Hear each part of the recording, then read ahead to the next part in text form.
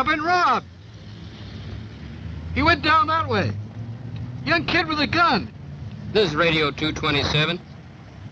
I got a robbery just occurred at the liquor store at 14th and L. The suspect is a white male, about 20, wearing a red plaid jacket, and he is armed. He ran into an alley in the 1400 block of L Street. Young I'm puppy in went down pursuit that way. and request assistance.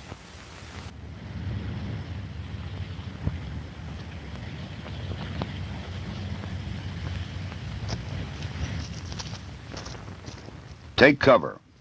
A basic rule for survival against hostile fire. This officer advances warily, selecting possible cover as he moves.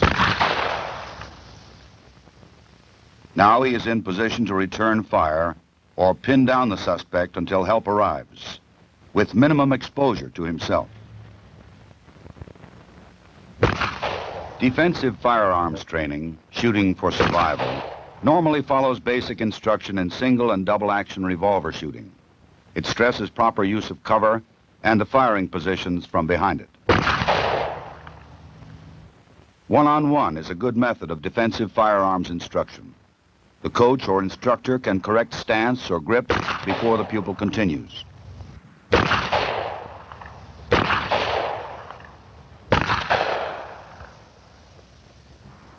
Improved scores from the kneeling weak hand position are immediate. The result of correcting the pupil's bent wrist and forearm are obvious and satisfying. Even good shooters may acquire bad habits when firing from behind barricades. Ready to fire from strong right-hand side, the pupil benefits from another correction. Keeping elbow and knee safely behind cover, thus removing two targets from hostile fire.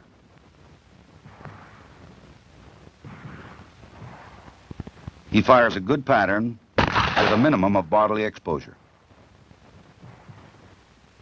Each firing range may set up its own course, but defensive firearms training objectives remain. Teaching the application of basic shooting techniques to confrontation situations. Failure to provide a firm base when shooting from cover makes for inaccurate shooting. Legs spread too wide to provide a tempting target for an assailant. Now the shooter can fire safely from a steady rest, putting all his shots in the kill zone and using the barricade for maximum cover. This is shooting for survival.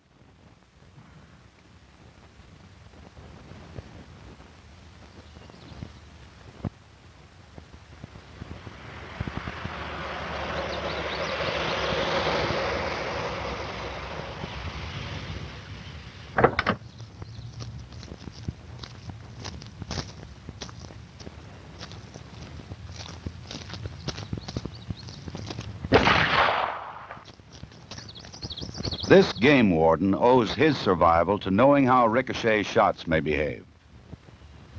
The bouncing bullets that can kill a man even when he believes himself safe under cover, behind this car or this one.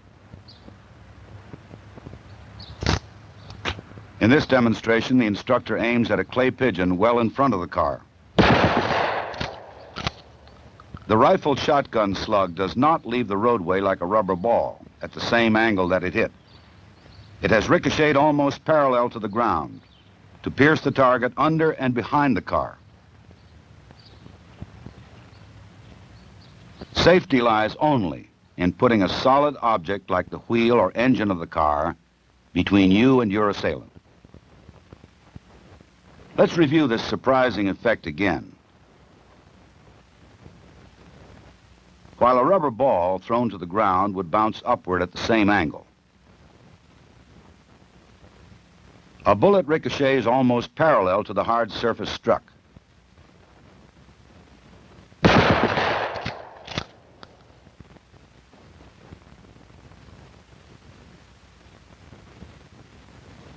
With targets at ground level, the instructor aims at the silver tape, a good deal closer than the balloons. Think of one of these balloons as your head, and you may change your evaluation of safe cover from ricochets.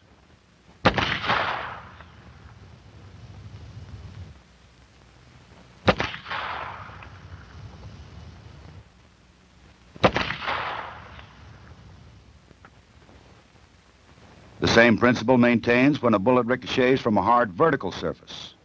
The instructor has placed aiming points some distance from the balloon targets.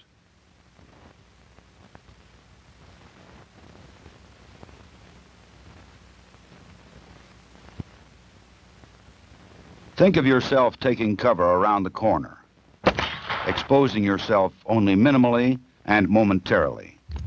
Would you be safe? Your assailant may even aim wide of the corner, as we see here. But the ricocheting bullets almost parallel to the wall could kill you as easily as they burst these balloons. The lessons taught by these demonstrations might someday save your life. Attention units 54 and 55. We have a 1090 at the Alexandria National Bank, 800 South Washington. First unit on the scene, do not enter the bank until the backup unit arrives. 10-4. This is Unit 54 responding.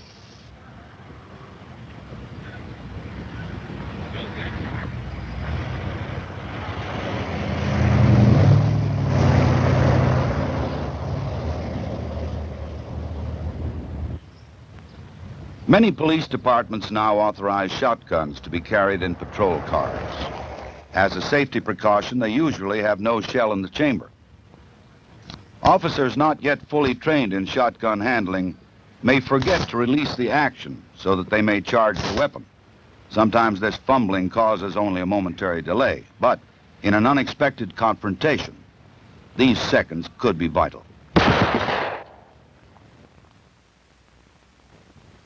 Shotgun instruction, especially with newly issued weapons, must begin with thorough training in gun handling and loading. Releasing the action must become a reflex move, even under stress.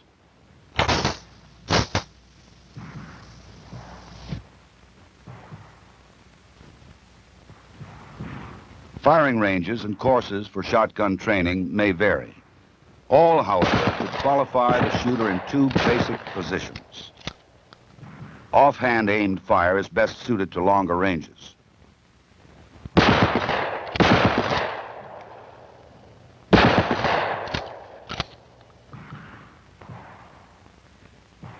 Hip firing is used at close range, where most confrontations do occur.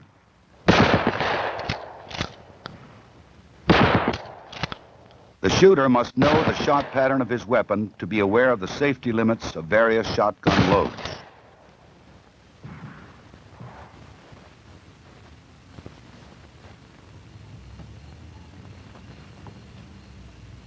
Each year, the FBI Uniform Crime Reports tells the grim story of policemen killed. Some die from a rifleman's bullet fired from ambush.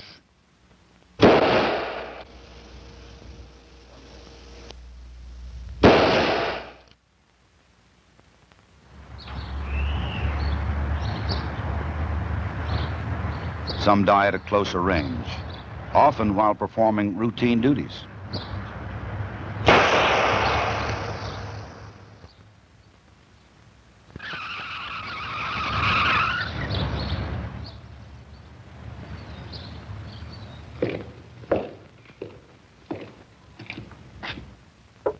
The largest number are killed by handguns at extremely close range, often before they can draw their own weapon.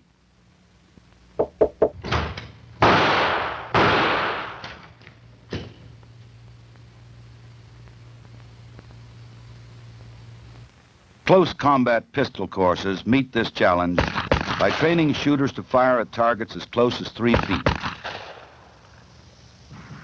They will, however, include firing positions used for fast, accurate shooting at slightly longer ranges, from 7 to 15 yards.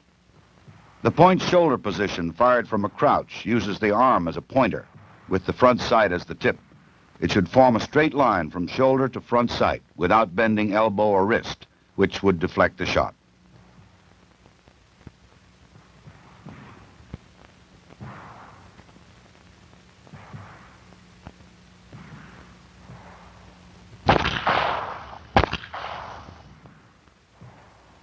At somewhat closer ranges, the shooter may take the natural point.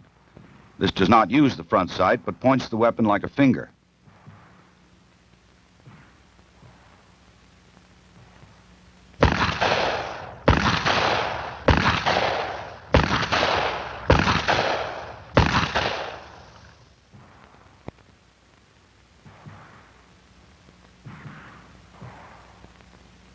Also fired from a crouch is the hip position.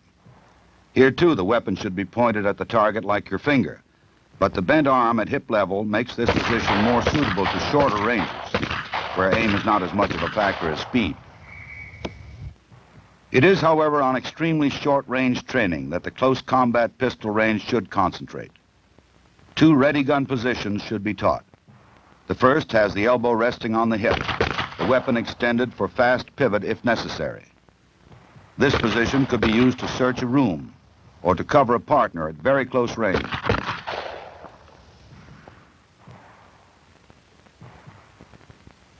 Another ready gun position is fired from the hip. This protects the shooter from the danger of being disarmed at close quarters. After close combat training, you should fire groups like this. Without it, the records show many instances of clean misses in close combat situations, and all too often you get no second chance. To provide a practical and competitive exercise in close combat, the FBI firing ranges in Quantico, Virginia, have constructed a prototype dueling course. Okay, gentlemen, on the line, start walk.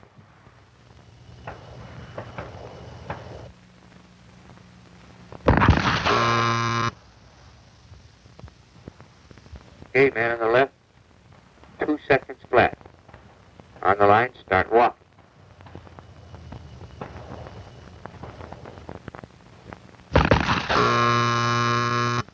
Man on the right this time, 1.25. Start walk. The final firing position is 21 feet from the bladed targets. The dueling course is a useful training tool to simulate the fast reactions and proper shooting techniques you will need in a close combat situation. Effective use of cover may someday save your life on the street. Defensive firearms training can make such reaction automatic. Cover may not always protect you against ricochets, which have their own rules of behavior.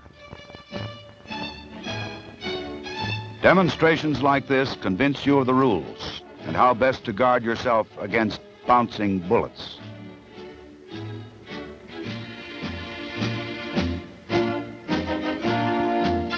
Many law enforcement agencies have authorized the use of shotguns.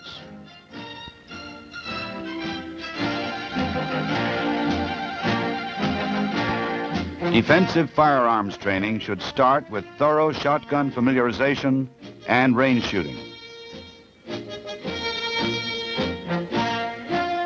Statistics show a frightening increase in the number of law enforcement officers killed by handguns at extremely close range. To meet this challenge, defensive firearms training must stress the technical skills which can defend against this threat. Close combat courses which teach shooting for survival.